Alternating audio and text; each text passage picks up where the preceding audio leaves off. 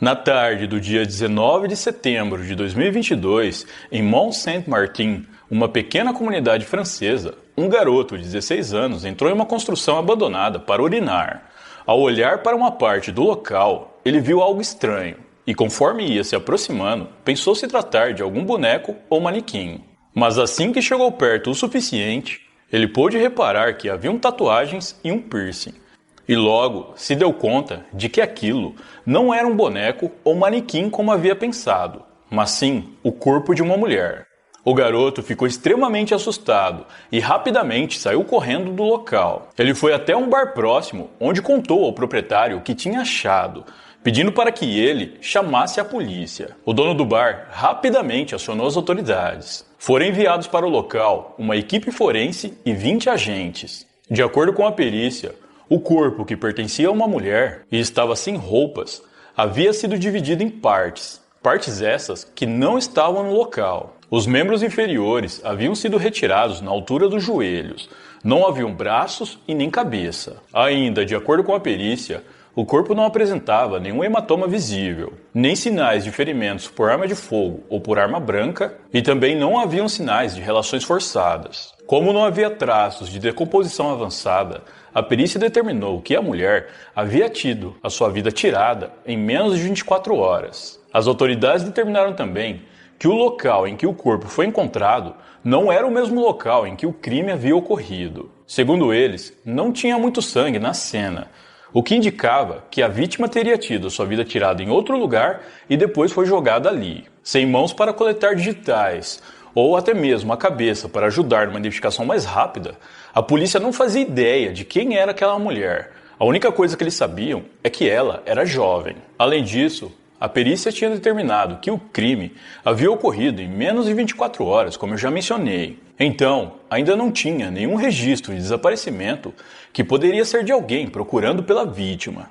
Com poucas opções, os policiais decidiram focar nas duas tatuagens que a vítima tinha. Uma era em formato de punhal com uma rosa e a outra era com o nome Kiko. Assim que a notícia desse achado macabro caiu na mídia, o caso rapidamente ganhou manchetes e jornais.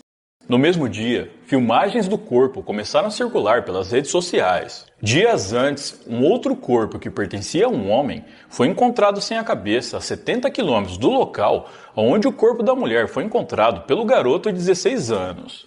Com isso, a população ficou com muito medo com a possibilidade de haver um criminoso em série à solta pela região. Percebendo que o medo estava se alastrando entre as pessoas, as autoridades logo trataram de afirmar que os dois casos não tinham nenhuma ligação.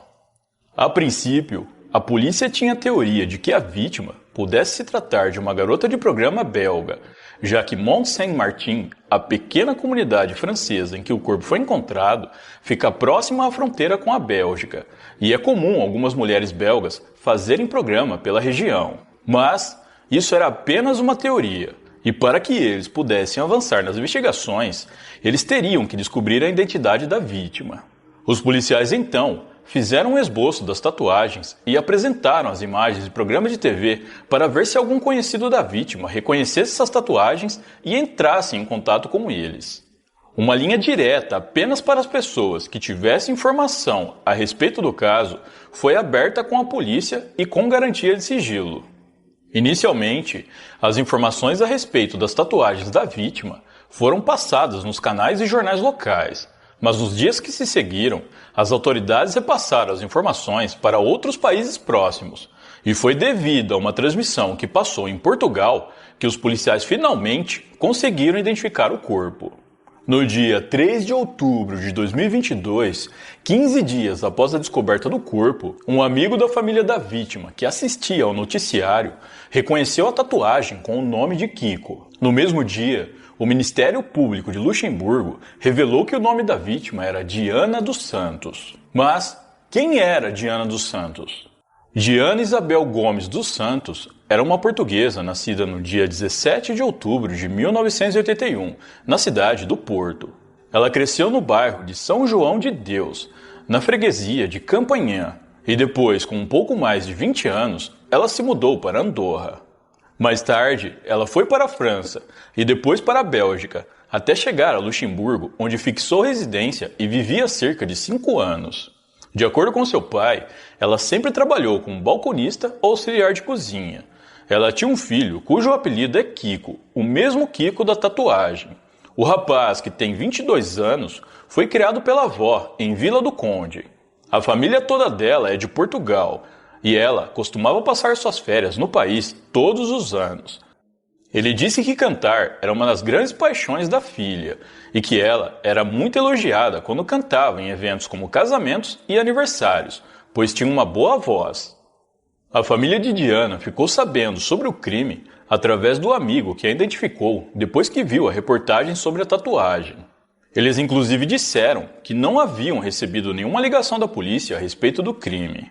Com a descoberta da identidade da vítima, as autoridades agora poderiam avançar nas investigações. Durante as primeiras apurações, a suspeita do crime caiu sobre o ex-companheiro de Diana, um homem de 43 anos chamado João Oliveira. De acordo com a polícia, Diana e João tinham um relacionamento muito conturbado, com episódios de violência que inclusive resultaram na prisão do homem. Na ocasião, Diana denunciou o companheiro por agressão e ele foi preso em agosto de 2021, ficando 10 meses na prisão. É dito que nessa época, João ligou para Diana todos os dias da prisão, mas a mulher nunca o atendeu. Ao ser libertado em junho de 2022, João foi até o restaurante em que Diana trabalhava e se sentou em uma mesa como um cliente. Assim que Diana viu João em seu local de trabalho, ela ficou furiosa e os dois começaram a brigar no meio do restaurante. E como resultado, Diana foi demitida. Em depoimento à polícia, João Oliveira admitiu que o relacionamento dele com Diana realmente era conturbado, mas disse que havia violência de ambas as partes e que isso era em decorrência do consumo exagerado de álcool por eles. Após ter sido ouvido pela polícia, João foi liberado, mas continuou sendo investigado. Mais tarde, a polícia solicitou que pessoas próximas a Diana fossem prestar depoimentos para assim coletarem mais informações para a investigação. Uma dessas pessoas foi uma amiga próxima de Diana, que não teve seu nome revelado por segurança. Ela contou que era a melhor amiga de Diana até o final de 2009, quando, segundo ela, Diana conheceu alguns homens que eram envolvidos com coisas erradas.